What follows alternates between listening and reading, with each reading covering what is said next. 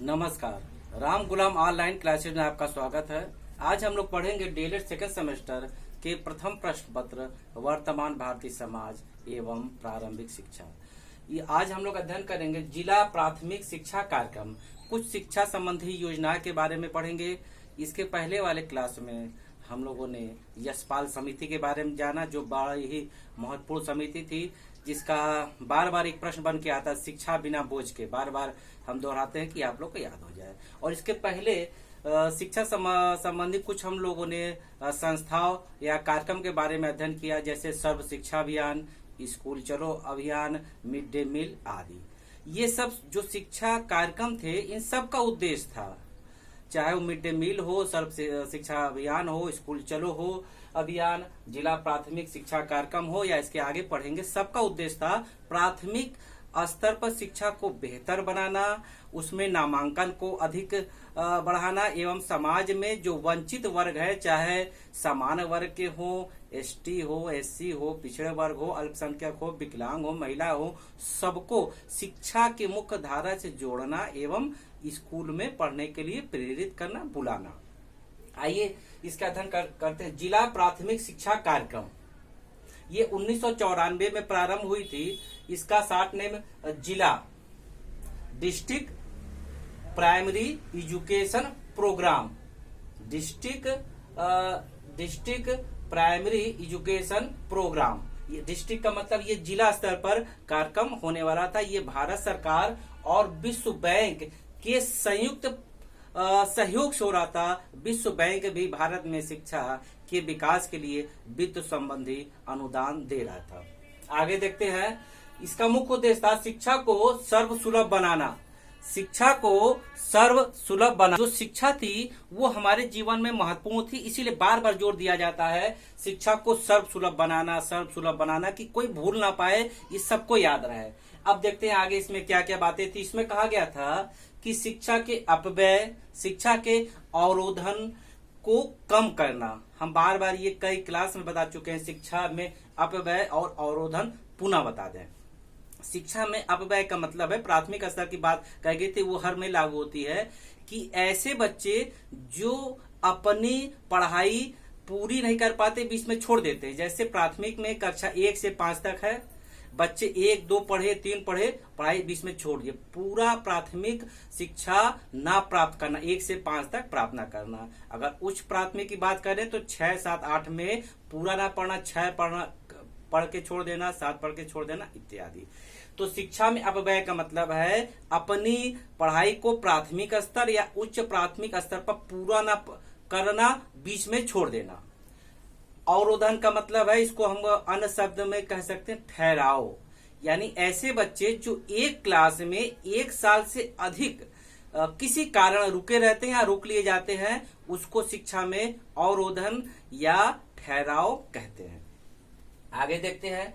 इस जिला प्राथमिक शिक्षा कार्यक्रम के कुछ उद्देश्य थे, शिक्षा संबंधी उद्देश्य रहे होंगे, उस पर चर्चा करते हैं कि क्या उद्देश्य है। स्कूल में बच्चों को बनाए रखना। जो प्राथमिक विद्यालय या उच्च प्राथमिक जो सरकारी विद्यालय है, जो बच्चे मान लीजिए 50 हैं, 100 हैं, 150, 200 हैं, उनको बनाए रखना। मान लीजिए 100 हैं तो उन संख्या को मेंटेन रखना, बनाए रखना, वो ना भाग पाए। एक पहला ये उद्देश्य हो गया। दूसरा, शिक्षा में अपव्यय को रोकना। अगला, शिक्षा में अवरोधन को रोकना, इन सब का उद्देश्य था। अगला, शिक्षा स्तर को बनाए रखना। जो प्राथमिक स्तर की शिक्षा है या उच्च प्राथमिक स्तर की शिक्षा है, सरकारी विद्यालय की बात कर रहे हैं, उसके स्तर को बनाए रखना, पढ़ाई को मेंटेन रखना, कि बच्चा यदि स्कूल में आता है तो किसी कारण छोड़ के ना जा पाए, कहे कि बहुत अच्छी पढ़ाई होती है, माहौल अच्छा है, शैक्षिक माहौल अच्छा है, टीचर सहयोग करते इत्यादि।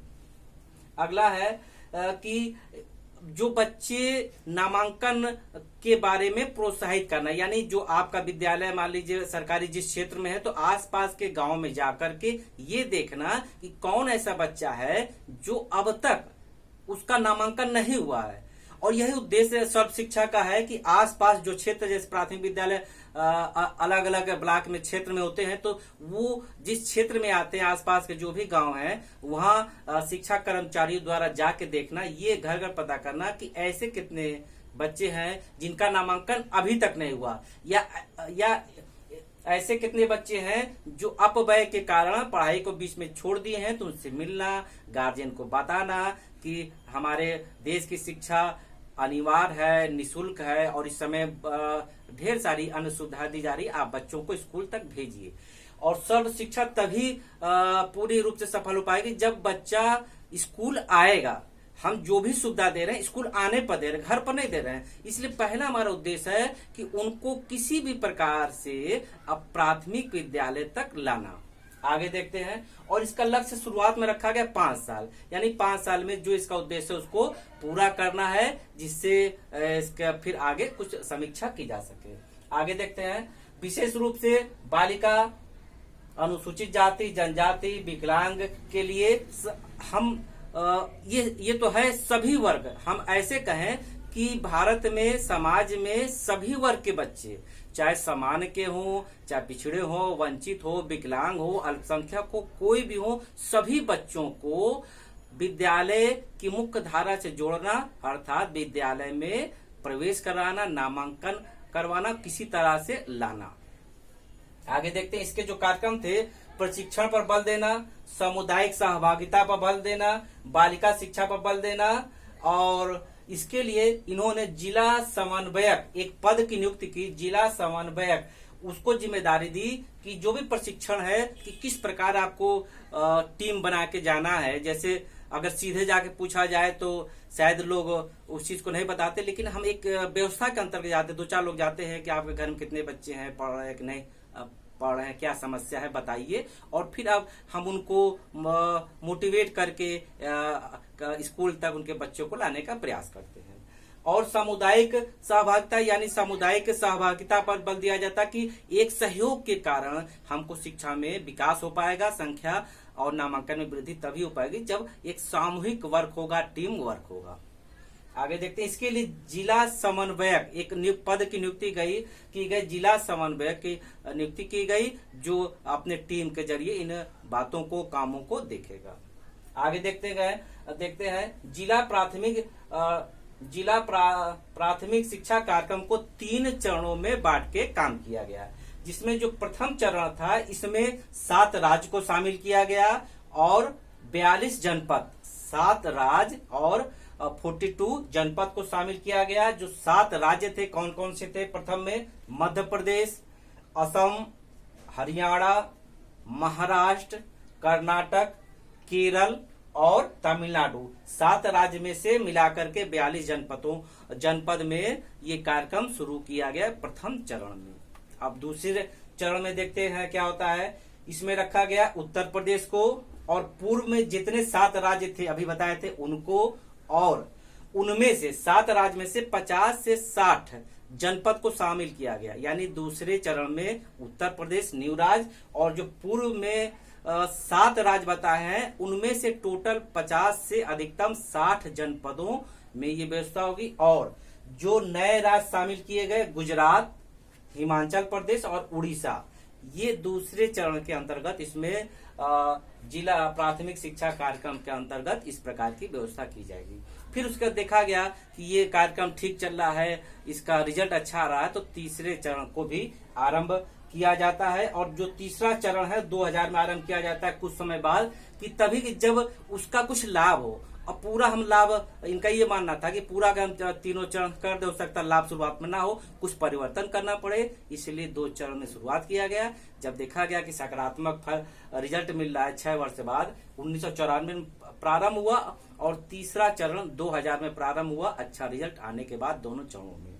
अब तीसरे में क्या हुआ? तीसरे चरण में कुल 32 जनपद रखे गए, जिसमें कुशीनगर, प्रतापगढ़, झांसी, मेरठ, जौनपुर, आगरा, मऊ, मथुरा आदि, इनको शामिल किया गया कि यहाँ पर भी इस प्रकार की व्यवस्था होंगी, अच्छे रिजल्ट मिल रहे हैं। अब इसमें देखना है कि इसमें जिला प्राथमिक शिक्षा कार्यक्रम में कुछ क्या किया जाए कि और बेहतर हो। तो इसके लिए सारे टीम वर्क मिल करके देखते थे कि शिक्षा संबंधी, इसके पहले जो चला था सर्व शिक्षा अभियान था, स्कूल चलो था, मिड डे मील था, सबका मुख्य उद्देश्य था, चाहे भोजन संबंधी हो या किसी संबंधी कार्यक्रम हो, सबका मुख्य उद्देश्य था प्राथमिक स्तर पर शिक्षा को बढ़ावा देना एवं समाज में वंचित वर्ग जो भी हैं, किसी वर्ग के बच्चे हों, उनको नामांकन करवाना और विद्यालय तक लाना। और जिला प्राथमिक शिक्षा कार्यक्रम के अंतर्गत 3 प्रमुख पक्ष पर या बिंदु पर ज्यादा बल दिया जाता है। कौन कौन से बिंदु हैं? पहला, भवन एवं संस्थागत क्षमता को मजबूत करना, यानी भवन संबंधी और संस्थागत क्षमता को किस प्रकार मजबूत किया जाए जिससे शिक्षा में हमको अच्छा रिजल्ट मिले। क्योंकि भवन का मतलब है अगर विद्यालय में संसाधन, कमरे आदि सुविधा नहीं होगी तो पढ़ाई अच्छे से नहीं हो पाएगी। और इसके अलावा संस्थागत क्षमता, उस संस्था की क्या क्षमता, कहाँ से आय हो रहा है, कहाँ से सहयोग हो रहा है, इस पर भी बल दिया जाए जिससे शिक्षा संबंधी कोई बाधा ना आए। दूसरा देखते हैं, गुणवत्ता में सुधार करना, यानी जो पढ़ाई की गुणवत्ता है, विद्यालय की गुणवत्ता है, उसमें सुधार किया जाए। और जो छात्र के भागने की समस्या है या छात्र की कम होने की समस्या है उसको रोकना, यानी जो नामांकन मान लीजिए 100 है तो 100 शुरू में बताया था 100 है तो 100 को बनाए रखना। ये नहीं कि 100 है हम 20 नए नामांकन किए और 30 निकल गए तो लाभ हम अच्छे में स्थिति में नहीं रहेंगे। तो ये जितनी संख्या है 100 है, 50, 150 उसको बनाए रखना एवं नए नामांकन के लिए प्रेरित होना और करवाना। अगला तीसरा बिंदु है कि प्राथमिक शिक्षा तक पहुंच का विस्तार करना। प्राथमिक शिक्षा तक पहुंच का विस्तार करना अर्थात ऐसी शिक्षा व्यवस्था करना जो बच्चे वंचित हैं, वंचित वर्ग में सभी बच्चे आते हैं। हर कैटेगरी का अगर हम नाम ना भी लें तो भी इसमें शामिल हो जाते हैं कि वंचित वर्ग के बच्चे किसी भी कैटेगरी को हो, उनको क्या करना, प्राथमिक शिक्षा तक पहुंच का विस्तार करना। यानी जो हम शिक्षा दे रहे हैं प्राथमिक विद्यालय में निःशुल्क है, अनिवार्य है, यूनिफॉर्म भी दिया जा रहा है, आजकल अन्य सुविधा भी है, तो उनको तभी मिलेगी जब वो विद्यालय तक आएंगे। उनको बताना पड़ेगा कि ये सुविधा दी जा रही है, आपको आर्थिक स्थिति ठीक नहीं है तो फीस निःशुल्क है, भोजन की समस्या है तो मिड डे मील की व्यवस्था की गई है, यूनिफॉर्म की कंडीशन ठीक नहीं है, आप व्यवस्था नहीं कर पाएंगे तो वो भी दिया जा रहा है, पुस्तक नहीं ले पाएंगे वो भी दिया जा रहा है। ये बताना पड़ेगा जन जागरण के अंतर्गत, तभी हम वो सुविधा को दे पाएंगे। उसके लिए ये बच्चों और गार्जियन में ये बात को जा करके मिल करके किसी प्रकार से बताना पड़ेगा कि ये सुविधा तभी मिलेगी जब आप विद्यालय तक आएंगे। इसलिए यही प्रयास किया जाए कि वो बच्चे विद्यालय तक आए और लाभ लें। पुनः देख लीजिए कि किन 3 बिंदुओं पर इन्होंने विशेष बल दिया। पहला है भवन एवं संस्थागत क्षमताओं को मजबूत करना, दूसरा गुणवत्ता में सुधार करना और छात्र जो पलायन कर रहे हैं उसको रोकना, तीसरा प्राथमिक शिक्षा तक पहुंच का विस्तार करना। यानी इनको ये बताना है कि वो आप आइए तभी आपको सुविधा मिल पाएगा। इस प्रकार आज हम लोगों ने जाना जिला प्राथमिक शिक्षा कार्यक्रम के बारे में जाना। आइए रिवीजन करते हैं। इसको डिस्ट्रिक्ट प्राइमरी एजुकेशन प्रोग्राम के नाम से जानते हैं। 1994 में प्रारंभ हुआ। ये भारत और विश्व बैंक के संयुक्त रूप से एक साझा कार्यक्रम के अंतर्गत चला गया। इन सब का चाहे ये शिक्षा कार्यक्रम हो, किसी भी शिक्षा जो कार्यक्रम, चाहे मिड डे मील हो या जो भी हो, उसका मुख्य उद्देश्य यह है कि शिक्षा को जन जन तक पहुंचाना, सर्व सुलभ करवाना, जिससे लोग को शिक्षा का लाभ मिल सके और उनको नामांकन के लिए प्रेरित करना।